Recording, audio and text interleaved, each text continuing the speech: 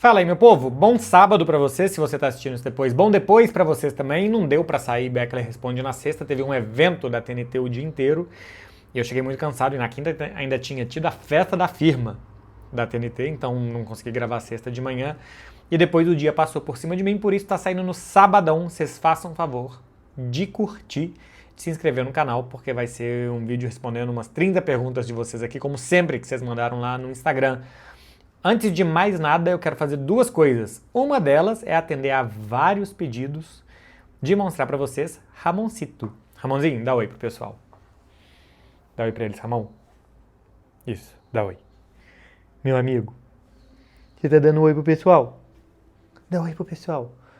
Tomou vacina hoje, tomou a segunda vacina da vida desta coisa de 1,5 kg. Vamos esconder aqui suas vergonhas. Mostrar tá aí.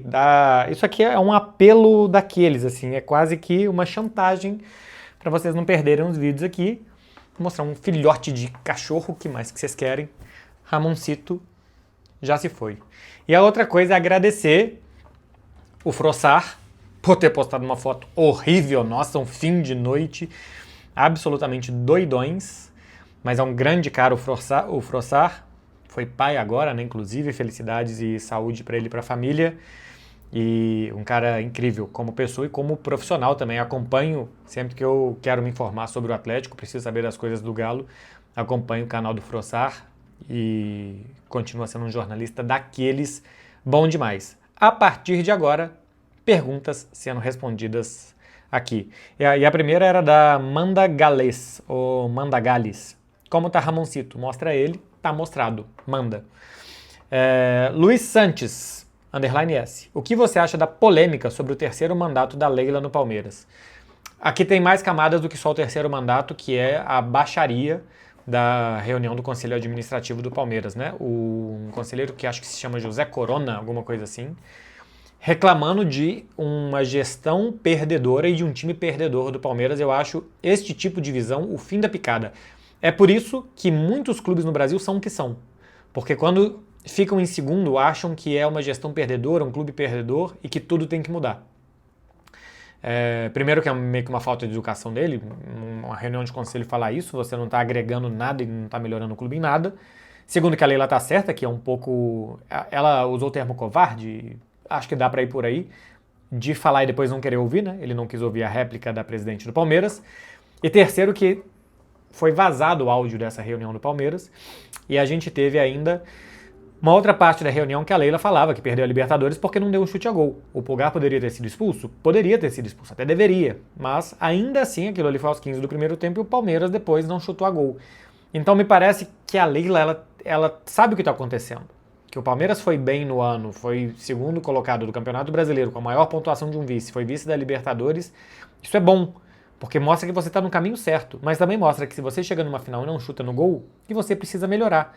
Então ela não me parece estar querendo esconder os problemas do Palmeiras, não parece estar querendo vender uma ideia de que está tudo certo dentro do clube, tem autocrítica e tem um trabalho já feito e desenvolvido há alguns anos no Palmeiras que faz com que esse clube seja muito competitivo a ponto de sempre estar ali. São, se eu não estou enganado, 6 anos do Abel no Palmeiras e 5 semifinais de Libertadores. Ele ganhou 2 Libertadores, 2 Campeonatos Brasileiros, eu acho que é isso, né, que ele ganhou. Então mostra que é sim um time vencedor, que é sim um projeto, um trabalho vencedor. Sobre o terceiro mandato, eu sou contra que você mude as regras durante o jogo. Acho que pode ser aprovado, mas que não vale para agora, né? É aprovado que pode ter um terceiro mandato. Então a Leila faz um sucessor, ou a oposição ganha, e a partir daí essa pessoa pode ficar 3 mandatos consecutivos. Aí eu sou a favor. E não que isso seja feito, não que as cartas sejam dadas por um jogador do jogo, que hoje é o que a Leila faz. E outra coisa é que eu acho que o mandato de 3 anos é muito curto, porque você está num primeiro ano entrando e no último ano saindo, então você tem só um ano ali de trabalho sem qualquer tipo de interferência política, por assim dizer. Eu acho que os mandatos têm que ser de 4 ou 5 anos para que a efervescência política fique distante do trabalho. Porque ano eleitoral é sempre efervescente, então que isso não seja a cada 2, 3 anos dentro de um clube de futebol. Samuca 05 2007, por que o Barcelona fatura tanto e tem problema de fair play? Porque antes do que é agora, porque agora o clube está andando certo, o clube faturava muito e também gastava muito. Então ele sempre estava com a corda no pescoço. Quando veio a pandemia, que o clube parou de faturar muito, sem estádio e sem receita do museu e do match day do Barcelona, sem receita de sócios, como torcedor, não sócio pagando mensalidade, mas do sócio torcedor, né, o sócio que vai ao estádio, sem bilheteria, por assim dizer. E sem venda de produtos, exploração do estádio, exploração do museu, Barcelona cortou suas receitas em quase 400 milhões de euros, mas continuou gastando quase 1 bilhão. Então, assim, de cara, o primeiro ano do Barcelona de pandemia teve uma dívida, assim, o clube fechou no vermelho, 480 milhões de euros. E até agora o Barcelona está colhendo aquilo lá. Hoje é um clube mais saneado. O Barcelona poderia ter reduzido drasticamente os gastos e aí começar a faturar bem de novo. Agora o clube está chegando naquele nível de faturamento que tinha, porque agora também não tem Messi, e quando foi divulgado o salário do Messi, que ele estava no Barcelona, que ele ganhava mais de 100 milhões por ano, eu cheguei a falar, gente, ele gera o dobro disso. Tem estudos que mostram que o Messi gera mais do que o dobro do que ele ganha. Então, ele ganha muito dinheiro? Ganha, mas ele gera isso para o clube. Em patrocínio, em gente no estádio, em venda de camisa, em um tanto de coisa. Mas enfim, o Barcelona agora está ganhando o que ganhava pré-pandemia e está gastando menos. Poderia ter secado essa fonte. Podia ter vendido Pedri, podia ter vendido Lamine, podia ter vendido até alguns jogadores que a gente olha hoje e fala, bom, não teria sido tão mal assim vender. Ansu Fati, Gavi talvez e tal.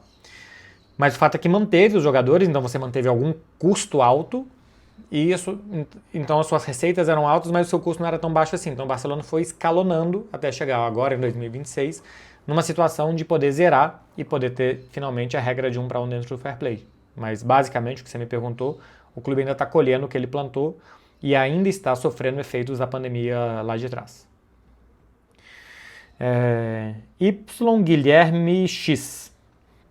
Você acha que se Messi voltasse para o Barcelona seria uma boa para ambas as partes? Não, eu penso exatamente o contrário. Acho que seria ruim para as duas partes. Fora de campo, isso aqui que eu falei da receita poderia funcionar.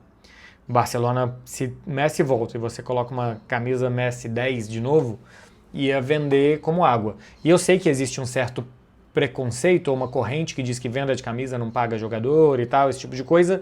Para alguns clubes talvez não, para o Barcelona sim. Porque o Barcelona hoje tem participação em venda de camisas também. As camisas que são vendidas nas lojas do Barça, o dinheiro vai para o Barça. Outra coisa é que se você compra uma camisa do Barcelona no Brasil, esse dinheiro vai para a Nike, ou para Netshoes, ou Centauro, não sei quem administra a marca aqui no Brasil.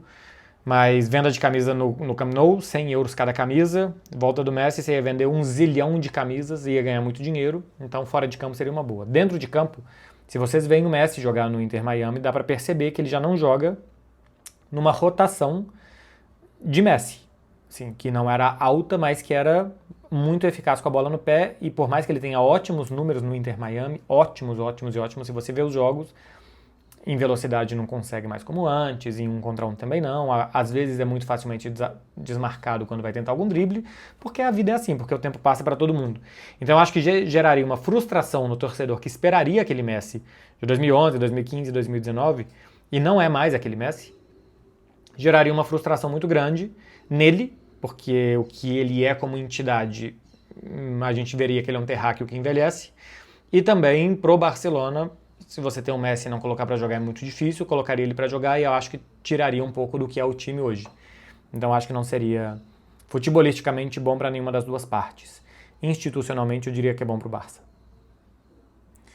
Joel SC CP 1910, eu suponho, Joel, que você seja corintiano. Existiria algum time que conseguirá acabar com a hegemonia de Palmeiras e Flamengo? Atualmente não, como você já está mostrando aqui pelo seu nome, você é corintiano. O Corinthians é quem tem capacidade, porque ganha mais de R$ 1 bilhão por ano também, de ter receitas altas igual de Flamengo e de Palmeiras, capacidade de atração de jogadores, de atração de patrocínio e esse tipo de coisa, para uma vez que esteja bem organizado fora de campo, bons jogadores contratados, bom técnico, forma de jogar definida, e a partir daí você pode competir dentro de campo. Hoje o Corinthians não está nem perto disso, apesar de estar na final da Copa do Brasil, 13º no Campeonato Brasileiro, e uma bagunça sem fim institucional, que acho que vai demorar ainda para secar. Estava falando aqui do Barcelona colhendo frutos, né, de pandemia, acho que ainda vai demorar para secar. E os outros clubes do futebol brasileiro, talvez o São Paulo, mas também não está por aí, nenhum tem condições, nenhum deles tem a engrenagem, a maquinária suficiente, que são torcedores para atrair patrocinador, cota de televisão, match day, esse tipo de coisa, para ter receita perto de Flamengo e de Palmeiras. Outra coisa é, beleza, eventualmente o John Textor enfiando dinheiro no Botafogo vai chegar, o Pedro Lourenço, se continuar colocando muito dinheiro no Cruzeiro, pode chegar a incomodar, eventualmente, mas essa gestão duradoura e essa capacidade de ganhar muito dinheiro, de administrar bem e de futebolisticamente ter um plano de Palmeiras e Flamengo, isso não tem ninguém perto de ter por enquanto. Não sei se um dia vai ter, mas agora não tem ninguém perto de ter. O que não impede que eventualmente um outro brigue. Mike98, para você depois do Arrascaeta, qual foi o melhor jogador de futebol brasileiro em 2025? Melhor jogador no futebol brasileiro em 2025? Matheus Pereira foi muito bem no Cruzeiro. O próprio Jorginho acho que teve uma importância muito grande no Flamengo. No Palmeiras, o segundo semestre do Vitor Roque, mas o primeiro não. E eu acho que o time não teve muito um grande protagonista, né? O Flaco termina como principal artilheiro, assim, pensando simplesmente no vice-campeão brasileiro e vice-campeão da Libertadores. Cara, eu iria de Arrascaeta, tá? De Arrascaeta. Bom, o Arrascaeta foi tão bom que ele foi primeiro e segundo. Eu iria de Matheus Pereira. Por mais que os números do Caio Jorge sejam melhores, eu acho que o tchan desse time do Cruzeiro era o Matheus Pereira. A capacidade dele de estar em todos os lugares do campo, de ler bem as jogadas, de dar passes, de desbloquear muitas coisas. Para mim foi o segundo melhor jogador brasileiro, no futebol brasileiro, perdão, em 2025. JC Mitril, aparentemente, .adv. Você viveu muito tempo na Europa, o que nos faz administrativamente inferiores? Cara, eu acho que é o futebol brasileiro ter muitos clubes grandes e eles gerarem muitas expectativas. Então sempre tem expectativa de que o Inter tenha que brigar. O Atlético Mineiro tenha que brigar. E o São Paulo tenha que brigar. Isso faz com que os clubes deem passos maiores do que as pernas, gastem muito mais do que poderiam, gera frustração no torcedor que acha que dá para brigar para ser campeão, que tem que brigar para ser campeão. Fora isso que a gente estava vendo no exemplo do conselheiro lá do Palmeiras, né? Que quando o time termina em segundo lugar, tendo méritos, muitos méritos, e chegando até a segunda colocação, tá tudo errado porque não ganhou, então tem que trocar tudo. Isso faz com que administrativamente se tenha sempre uma pressão por resultados e uma queima de etapas que faz que a gente seja inferior. Porque fora do Brasil, o Villarreal sabe o tamanho que o Villarreal tem. Outra coisa é que ele nunca chegue, mas ele sabe o tamanho dele, então ele é bem administrado. Os clubes alemães sabem o que é o Bayern de Munique e qual é o campeonato deles. Isso faz com que eles sejam bem administrados. Menos ambiciosos, talvez, não dão tantos passos à frente, se mantêm uma década mais do que uma década meio de tabela, de vez em quando um pouco mais acima, um pouco mais embaixo. Sim, mas administrativamente são superiores, porque são mais bem administrados. Tecnicamente não, futebolisticamente muitas vezes os brasileiros terminariam na frente deles se disputassem um campeonato igual, mas administrativamente são melhores, são mais responsáveis, não inferiores ou superiores, mas são mais responsáveis que os brasileiros. Jonathan Luiz acha que no esquema do Tite é possível Caio Jorge e Gabigol? Valeu, MB? Não acho, porque o Caio Jorge é 9, o Gabigol teria que ser como é canhoto, um ponta pela direita em diagonal, ele não é ponta pela direita, não tem velocidade, não tem explosão, não tem talvez humildade para correr muito para trás, o que é muito necessário. Então, não acredito que seja possível, além do que, não sei o tanto que essa relação ainda possa existir entre Tite e Gabigol, ainda que tenha umas últimas declarações mostrando que seria possível. O melhor para mim, para o Gabriel, é sair do Cruzeiro, porque ele não tem a ver com o Cruzeiro, ele vai ficar evidentemente muito marcado depois do pênalti contra o Corinthians. A vida dele, que foi muito fácil em 2025, porque o torcedor, qualquer coisa que ele fazia, gostava, vai ficar difícil em 2026, e eu acho que não é clube para ele. Iago DNM. MB, o futebol atual sofre uma escassez de craques? Se sim, quais as razões? Não sofre escassez de craques. A gente teve Messi e Cristiano durando muito tempo, isso dá talvez a sensação de que todos os craques vão durar esse tempo todo. 20 anos de auge de jogadores, eu acho que o normal não é isso. E existe um saudosismo de ver vídeos de jogadores do passado e achar que eles jogavam sempre bem quando a gente olha só os melhores momentos, né? Eu, por exemplo, sou um apaixonado pelo Dennis Bergkamp. Acho o Dennis Bergkamp incrível, a classe, a técnica. Quando você olha só os melhores momentos do Bergkamp, ele é um jogador perfeito, pô. Ele é ótimo em tudo. A mesma coisa do Thierry Henry. É outro que eu sou alucinado pelo Henry. Mas quando a gente olha só os melhores momentos, a gente vê só os melhores momentos desses caras. Então, é saudosismo. O futebol mundial hoje tem jogadores incríveis, impressionantes. Assim, o que o Pedri é um jogador completamente atemporal. O Pedri jogaria em qualquer época. A quantidade de gols que faz o Haaland, por mais que eu acho que o Haaland seja um jogador específico, o Haaland é um fazedor de gols, tem jogos que ele quase não toca na bola, por mais que de vez em quando ele faça um pivô ou outro, que exista uma boa vontade de que ele jogue bem fora da área, para mim ele é um grande fazedor de gols. Isso não é tirar méritos, é constatar que aquilo ali que ele faz muito bem. É um craque no que ele faz. O Mbappé é um jogador que, além de fazer muitos gols, também joga fora da área.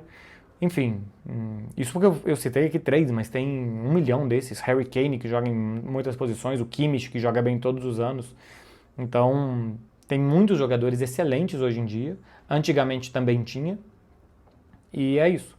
Acho que talvez as pessoas estejam esperando que Messi e Cristianos apareçam toda hora. E aí vocês podem tirar o cavalinho de vocês da chuva.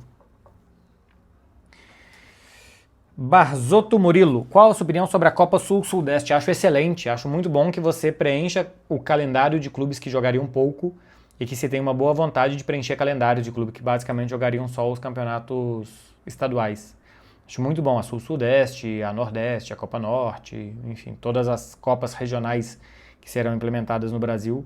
Acho muito bom mesmo que se dê calendário para os clubes menores. Acho excelente, uma muito boa da CBF. E também acho excelente que os clubes que jogam competições sul-americanas e tal, que não joguem, e que seja facultativo para os clubes de primeira divisão. Rodrigo Aimoni, como você não engorda no Brasil? Conta as suas calorias? Não, mas deveria. E eu acho que eu estou engordando sim. Deveria sim, porque aqui é muito difícil mesmo, não só porque aqui se come muito pior. No Brasil é muito difícil comer bem. A nossa comida tem muita fritura, tem muita massa no Brasil, tem muita coisa empanada, enfim, tem muito doce aqui. Os doces do Brasil são muito doces, feito de açúcar mesmo. E fora se come mais salada, se come mais... Não tem tanta coisa no óleo como no Brasil, por assim dizer. Tem mais fruta, tem mais salada, é mais barato comer bem, tá? Se você quer comer arroz integral, brócolis, cenoura e frango, é muito mais barato fora do que no Brasil, infelizmente, né? Porque a gente produz essas coisas todas, mas as coisas são o que são. Então, tem isso que é muito difícil, fora o estilo de vida, né? Que em Barcelona fazia tudo a pé, fazia tudo de bicicleta, conseguia me exercitar muito mais ao ar livre, na rua. Aqui não, aqui você tem que ir para um lugar, entrar, pagar uma mensalidade caríssima normalmente para fazer algum tipo de atividade. Então, no Brasil é bem mais difícil mesmo. Lucas BZS0722. Quem você acha que seria um bom nome para substituir o Rossi no Flamengo? Rossi ainda tem 1 ano de contrato, né, no Flamengo. Eu acho que ele vai ficar marcado, pode ficar marcado por ser quem destoou no Mundial e foi muito mal, transmitiu sensação de insegurança, falhou no gol, já tinha quase falhado num gol que foi anulado. E o Flamengo acho que tem que pensar numa sucessão dele mesmo. Ele foi o herói da Libertadores, foi muito bem, acho que foi bem desde a primeira fase até a final, salvou... Na final não precisou, mas desde a primeira fase até a semifinal salvou o Flamengo muitas vezes. O Brasil tem muitos bons goleiros, porque é difícil, por exemplo, o Léo Jardim sair do Vasco pro Flamengo, mas eu acho o Léo Jardim um excelente goleiro. Seria muito bom pro Flamengo contar com um goleiro como o Léo Jardim. Tem bons goleiros no Brasil, acho que não é uma posição difícil de contratar. O Brazão que está no Santos, eu não sei se chegou a ter uma especulação disso, depois que teria uma proposta do futebol do exterior pelo Brazão e tal, também acho um bom goleiro, enfim. Bons goleiros tem para contratar e o Flamengo tem dinheiro também.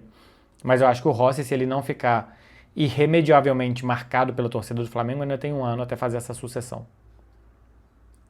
SCCP, Matheus Regenold. Quem jogou mais, Zico ou Neymar? Zico. O Zico jogou no Brasil e foi muito bem no Brasil numa época que aqui a gente tinha uma das melhores ligas do mundo, né? Não tinha...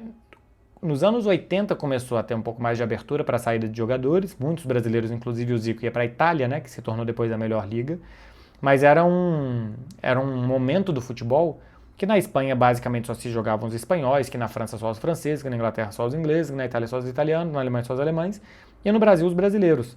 E o futebol brasileiro era, naquela época, o melhor futebol que tinha. O Brasil não ganhou a Copa de 82, não ganhou a Copa de 86, mas futebol jogado, o Brasil tinha, poderia ter ganhado, poderia ter perdido, mas não estava atrás dos outros. Lembrando que naquela época nem dentro da Europa existia muito intercâmbio de jogadores, né? Isso veio com a Lei Bosman de 1995. Então o Zico foi, por uma década quase, o grande jogador de uma grande liga. Liga brasileira não devia em nada para as outras ligas. O Neymar, ele foi por um período mais curto, um coadjuvante no Barcelona, e depois no Paris Saint-Germain ele não chegou a ser protagonista de muita coisa, né? Porque o Paris Saint-Germain, Neymar chega em 17 e 18, ele quebra o pé em 18 e 19 nos mata-matas da Champions, em 2020 ele chega, depois 2021 eu nem lembro se ele joga o mata-mata. 2022 ele não joga, mas enfim, vários mata-matas de Champions o Neymar nem jogou, e no Campeonato Francês é o Campeonato Francês, ninguém se faz no Campeonato Francês. E no Barcelona ele era coadjuvante. Então o Zico foi mais protagonista, é ídolo de uma torcida imensa, o Neymar é ídolo do Santos, né? Muito ídolo do Santos, mas o Zico é o grande ídolo, no Santos evidentemente tem o Pelé. Como jogador eu acho que o Zico foi mais, até estatisticamente acho que ele tem mais de 600 gols, o Neymar não chegou a tantos e tal. Eu não tenho muitas dúvidas de que Zico antes de Neymar. Mikael Chilchi, acho que é isso. Já está readaptado ao Brasil? O que você mais estranhou ou sentiu diferença nesse regresso? Cara, eu não posso dizer que eu estou adaptado, não me sinto adaptado, até porque eu estou tendo uma carga de trabalho muito grande que eu não estou tendo tempo de me adaptar a qualquer coisa que não seja trabalhar. Eu já me sinto adaptado ao trabalho.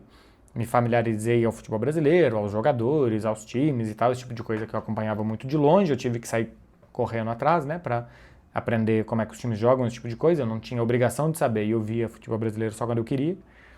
Então isso eu acho que eu já estou adaptado. Agora, de resto, eu tenho basicamente só trabalhado aqui, eu tenho tido muito pouco tempo de fazer qualquer coisa que não seja trabalhar. Foi uma opção que eu fiz, né? Vir para cá trabalhar, mas isso é lógico que te deixa menos adaptado, assim.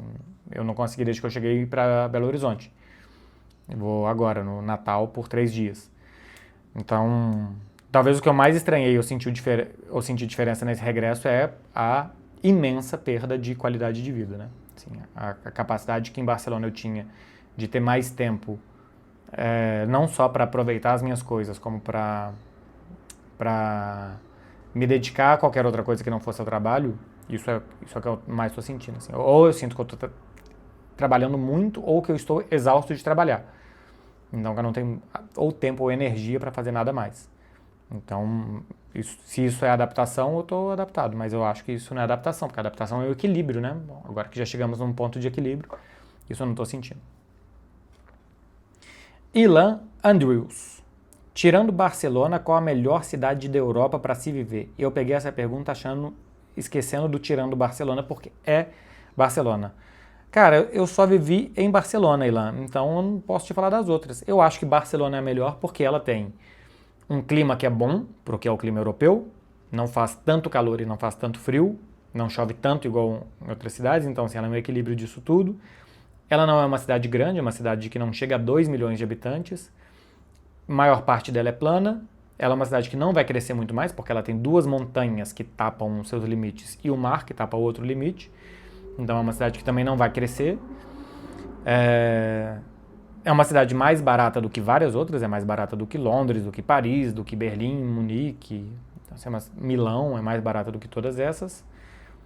É uma cidade que, como está às margens do Mediterrâneo, tem uma qualidade de alimentação muito grande, né, de peixe, frutos do mar, e uma integração com uma culinária rural catalã de carne, batata e tal, que é muito boa também. Então é Barcelona. De resto, você pode olhar as cidades, por exemplo, Madrid não é tão diferente de Barcelona, acho que tem uma qualidade de vida boa. As cidades de cidades de Portugal, né, as cidades portuguesas também têm uma boa qualidade de vida por conta da questão do clima, do custo de vida. Mas aí vai o que cada um gosta, né? O Fred gosta de Manchester, por exemplo, uma cidade que chove mais fria, mais combina com a personalidade de cada um. Te falando de tamanho de cidade, locomoção, custo de vida, clima, é Barcelona o que você pegar perto, mais ou menos parecido com Barcelona. Moisés Matos 1. Para você, qual a maior causa da queda do Barcelona em relação à temporada anterior? Então, o Barcelona tem mais pontos no Campeonato Espanhol agora do que tinha na temporada anterior, porque teve o tal do Shit November, né? Teve um mês de novembro muito ruim. O Barcelona chegou entre o início de novembro e o início de janeiro, ganha uma rodada de 8 do Campeonato Espanhol. Teve derrota para o Leganés em casa, teve derrota fora para a Real Sociedad, derrota em casa para o Atlético de Madrid, empate com Getafe, empate com Betis, enfim, teve uma vitória aí sobre o Mallorca e de resto foram 7 tropeços. Esse ano não teve, mas esse ano não transmite as sensações nos jogos grandes da temporada passada, que foi um período específico. Mas nesse período específico, o Barcelona perdeu para o Atlético de Madrid 2-1, um jogo que o normal era ter sido 5-2 para o Barcelona, contando que o Atlético ia cravar as duas basicamente que ele teve. Tinha feito 4-0 no Real Madrid no Santiago Bernabéu, tinha feito 4-1 para cima do Bayern, tinha ganhado do Borussia em Dortmund. O Barcelona nos jogos grandes ele estava voando na temporada passada e nessa temporada não. Teve um grande jogo contra o Atlético de Madrid, mas não foi assim contra Chelsea, não foi assim contra Real Madrid, não foi assim contra Paris Saint-Germain. Então essa é a sensação que dá. Claro que quando você olha só os números, você pode chegar a outra conclusão, mas a sensação que dá é que não está no mesmo nível. E eu acho que é porque a defesa está tomando ainda mais gols que na temporada passada. Você teve a ausência de Lamine por 5 jogos, de Rafinha por 2 meses, de Pedri por mais de um mês. Os seus 3 pilares da temporada passada não jogaram por muito tempo dessa temporada. Você perdeu um zagueiro insubstituível, o Nico Martínez. Por mais que o Gerard Martins esteja indo bem, não é o nível do Nico Martínez. Isso fez com que o time se perdesse. E aí você tem o Lewandowski um ano mais velho. Você tem o Dani Olmo que praticamente não conseguiu jogar também por conta das lesões. E aí cai de rendimento com D. E por aí vai. Então, para mim é uma queda física do time, lesões dos jogadores mais importantes e tudo isso aliado a uma pior pressão em cima do adversário e mais gols sofridos. Enzo Aquaviva. Qual foi o melhor time a ganhar a Champions League nesse século, na sua opinião? O Barcelona de 2011. Barcelona de 2009.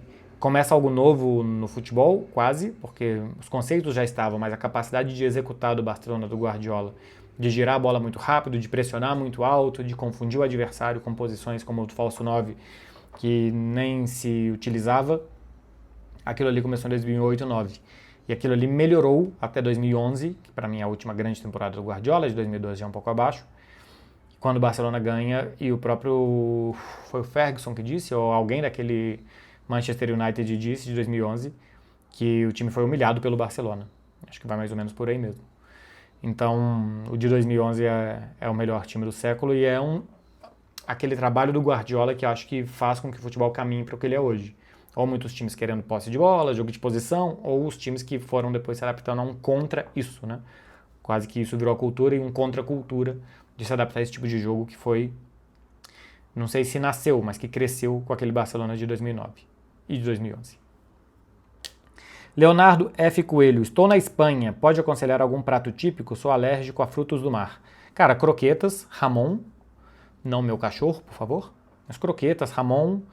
Eu gosto muito de huevos estrelhados, né? Que é ovo frito com batata e...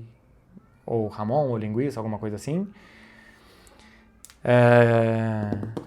Bom, eu tinha pensado quando pensei aqui pra você mais coisas. Tem a presa ibérica, que é muito boa. Uma carne de porco do jeito que eles fazem na Espanha, que é muito boa. Então tem bastante coisa. Tem as batatas bravas e tal. As azeitonas são muito boas. Tem um tanto de coisa boa para você comer. Não precisa ser só frutos do mar, não. Diego Erval. Fala, Beckler. Tem alguma ideia de quem seria um bom técnico para o Botafogo? Abraços. Cara, não teria.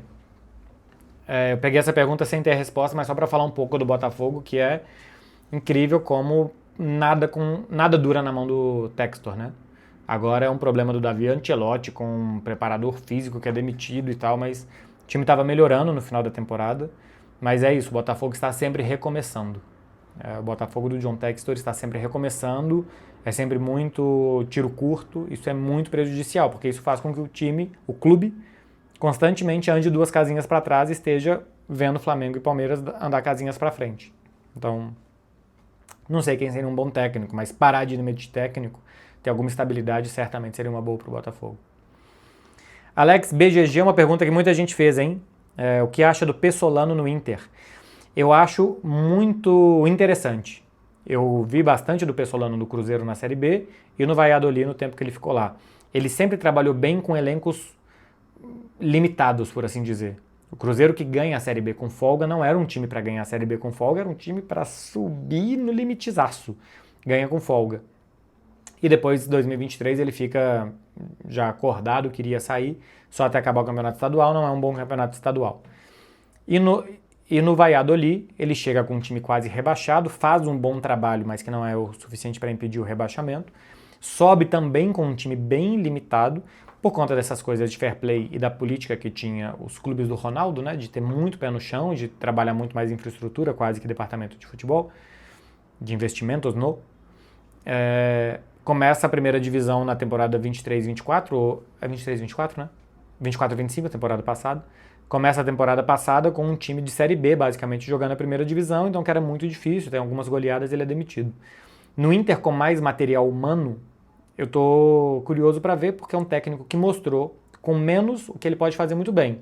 Agora ele vai ter um pouco mais de qualidade para trabalhar. Não sei como é que tá o planejamento do Inter em termos de elenco para a temporada que vem, mas alguns jogadores como Alan Patrick, menos o Alan Patrick, tá? Mas também o Alan Patrick, Borré, Bernabé, alguns bons jogadores jogaram abaixo do esperado em 2025. Se ele conseguir recuperar esses jogadores, e eu falo menos o Alan Patrick, porque é evidente que ele ainda se salvou no que foi esse Inter, e Bernabé, acho que Borré foram muito mal. Recuperando esses jogadores, o Inter vindo machucado como veio, então acho que não deve se criar no Inter uma super expectativa de brigar pelo Campeonato Brasileiro logo de cara, isso também deve ajudar.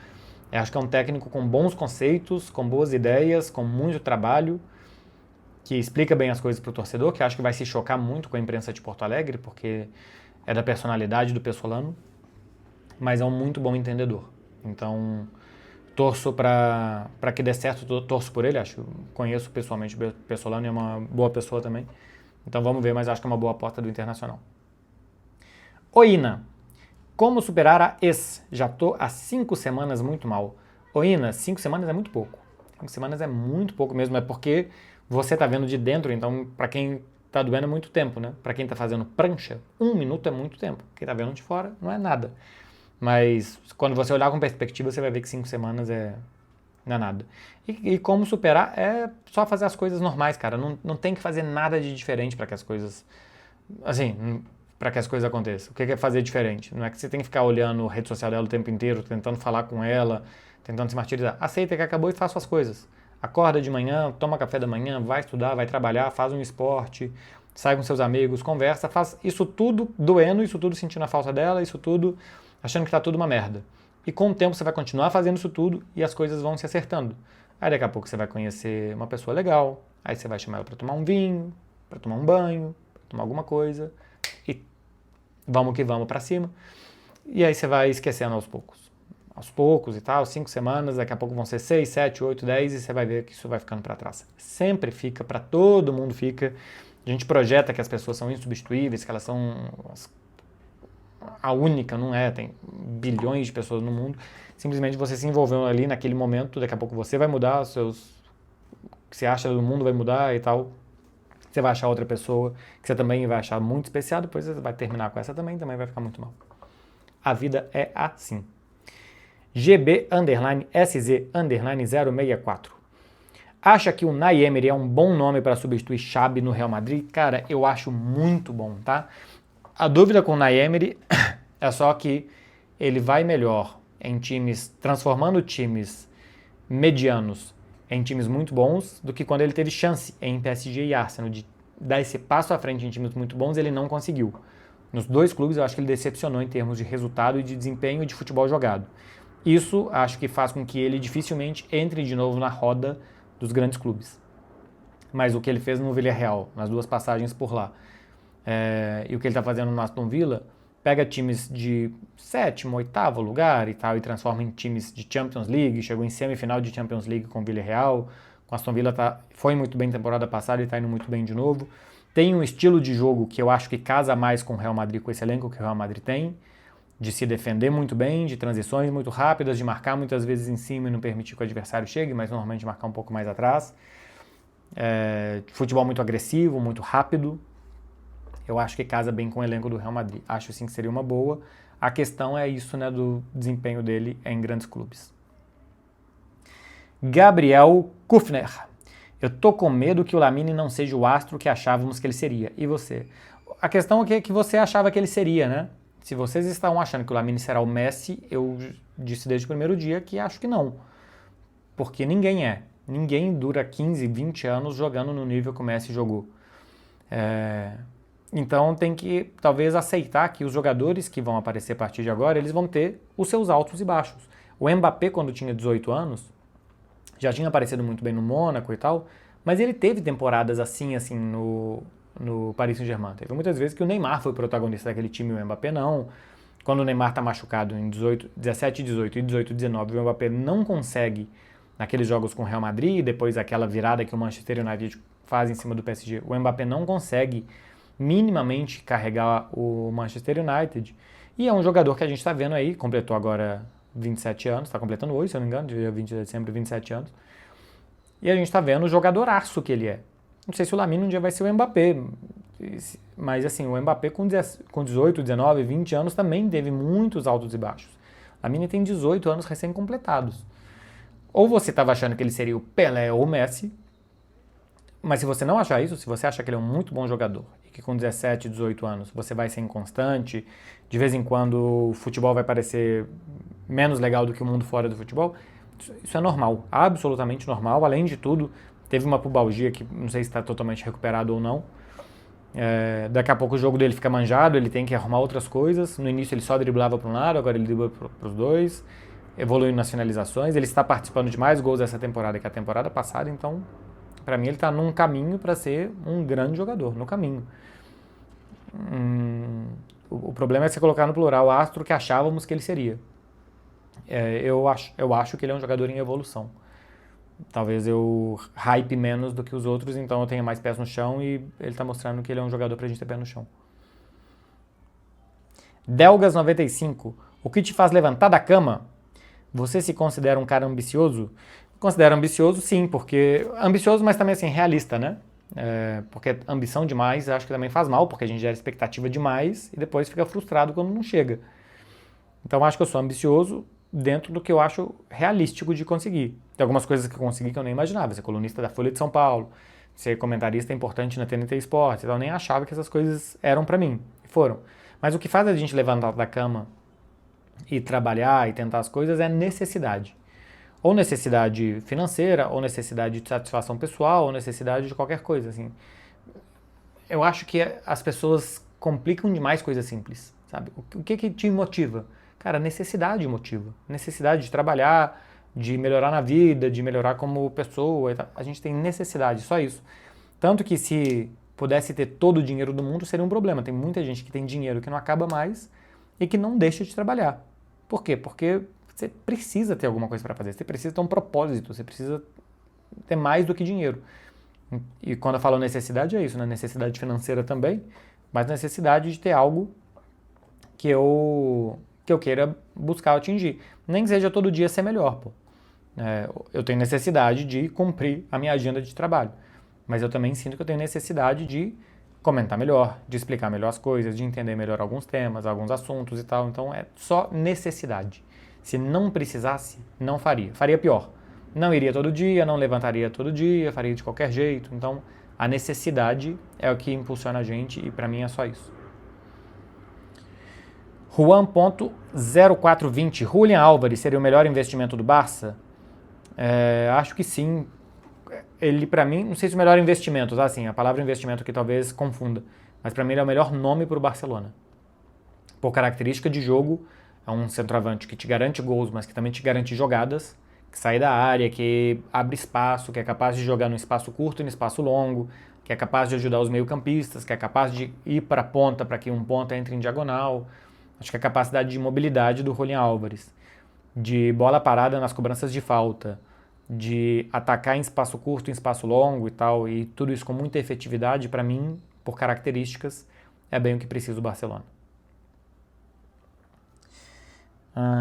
Maicola, 510. O Palmeiras ainda tem um time competitivo que nem o Flamengo para a próxima temporada? tem um time competitivo igual ao do Flamengo, a diferença entre os dois foi muito pequena esse ano, mas eu acho que o Palmeiras tem que jogar mais bola.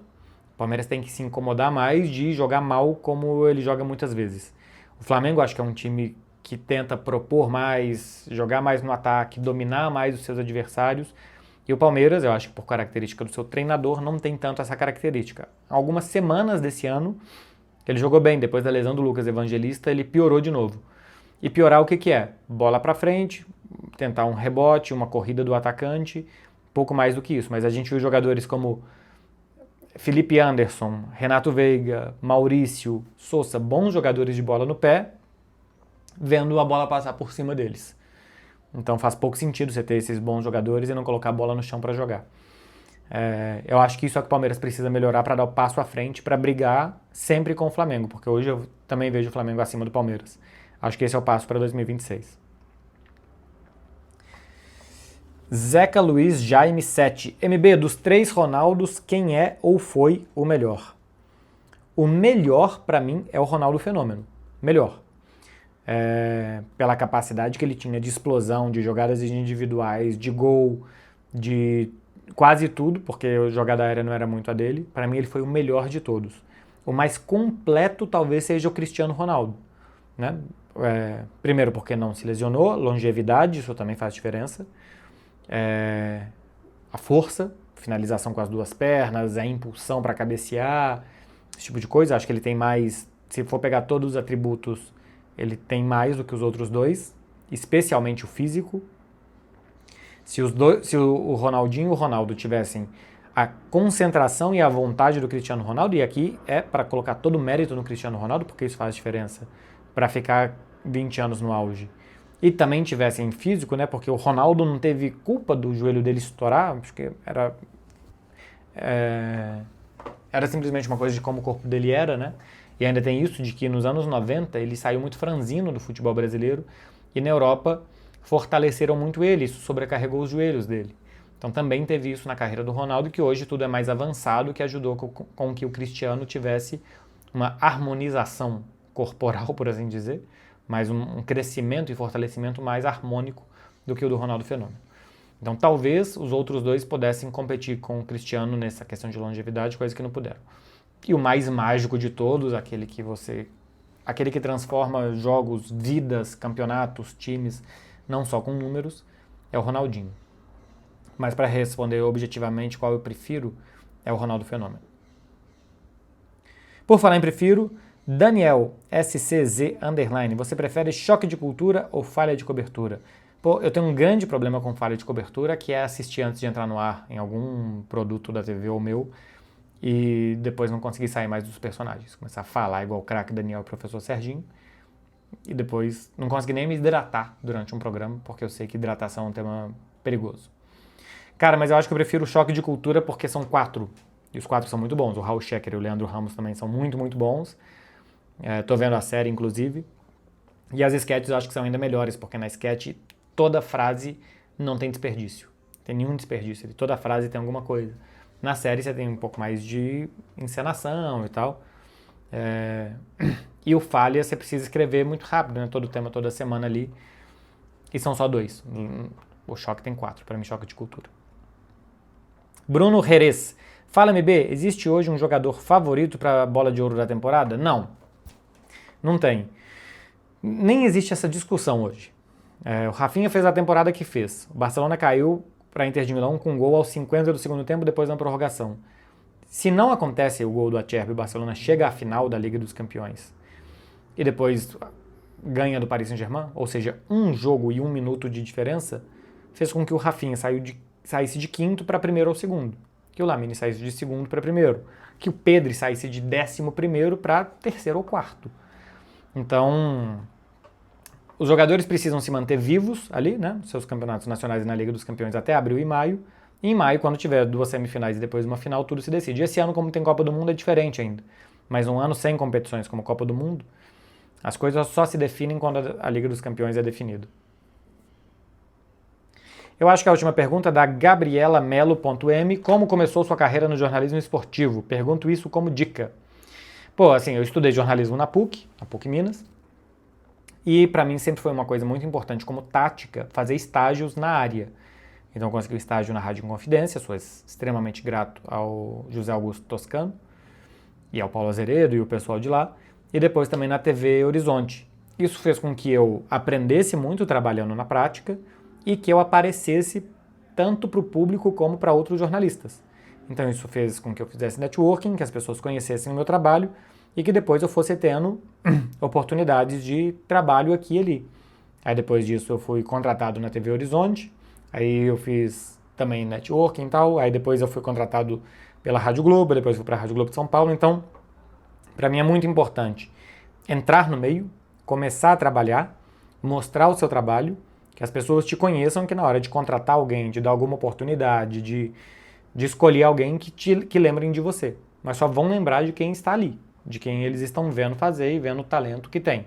E a partir daí você vai aprendendo, vai vendo quais são suas principais habilidades, onde você vai melhor, o que você gosta mais de fazer, para vendo para onde você quer ir. Meu povo, 45 minutos em quase uma hora, vocês devem ter arrumado a casa, quem já lavou louça já deu até para tomar o café da manhã depois com a louça limpinha, vocês já conheceram Ramoncito, e vocês já viram respondendo aqui um tanto de perguntas. Só falta agora vocês fazerem um favor de ajudar no engajamento desse vídeo, de hypar, de dar like, de fazer qualquer tipo de coisa que vocês sabem muito bem o que tem que fazer e que me ajuda muito. E também tá na hora de vocês irem aproveitar o sábado e final de semana de vocês. Beijo, gente, até mais, hein?